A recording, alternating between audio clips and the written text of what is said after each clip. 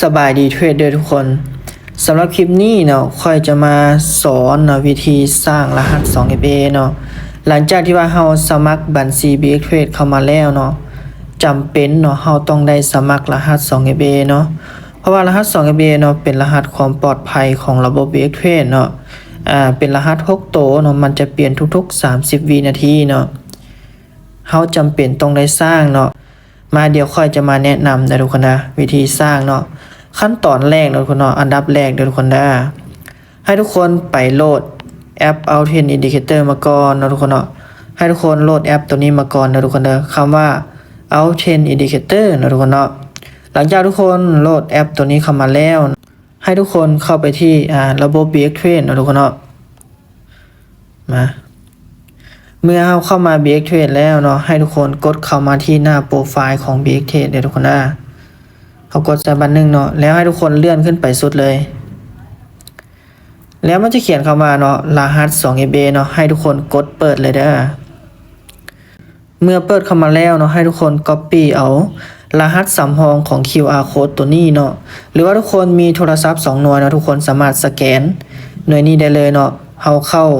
แอปของ Authent Indicator อีกหน่วยหนึ่งแล้วสแกนได้เลยเนาะถ้าว่าเรามีโทรศัพท์หน่วยเดียวเนาะให้ทุกคน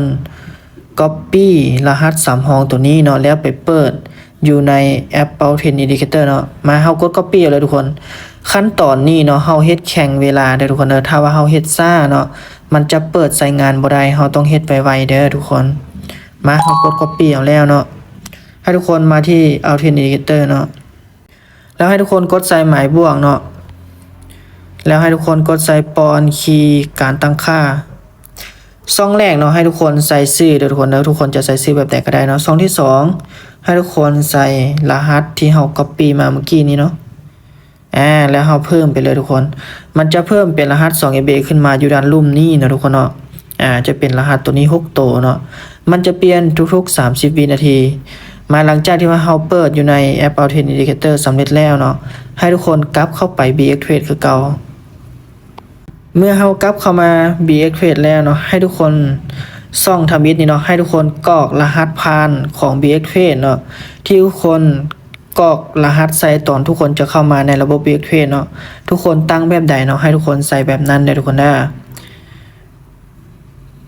มาเดี๋ยวค่อยจะมาใส่รหัสของค่อยเลยเนาะ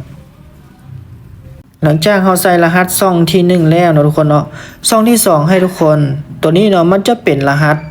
ส่งมาทาง Gmail เด้อทุกคนได้คือมันจะเป็นรหัส6ตัวเนาะเมื่อเรากดส่งไปแล้วเนาะมันจะส่งรหัส6ตัวมาหา Gmail เนาะให้ทุกคนกดใส่ลูกศรสีส้มข้างหลังเนาะเมื่อมันส่งมาแล้วเนาะมันจะขึ้นเป็นจำนวน60วินาทีเนาะเนาะ1นาทีให้ทุกคนเฝ้าไปเอารหัสอยู่ที่กล่องเมลเนาะให้ทุกคนกดเข้ากล่องเมลมาเลยแล้วให้ทุกคนกดรีเซ็ตบัตรหนึ่งเนาะมันจะส่งมาทาง Gmail เนาะมันจะเป็นรหัสตัวนี้เดี๋ยวทุกคนเดี๋ยวให้ทุกคน copy เอาหลังจาก copy แล้วให้ทุกคนกลับเข้ามา BX Trade เนาะให้ทุกคนวางใส่ในบอนนี้เนาะหลังจากวางใส่แล้วเนาะบอนนี้ทุกคนจะเปลี่ยนรหัส 2FA ให้ทุกคนไปเอาอยู่ที่ Authent Indicator เนาะ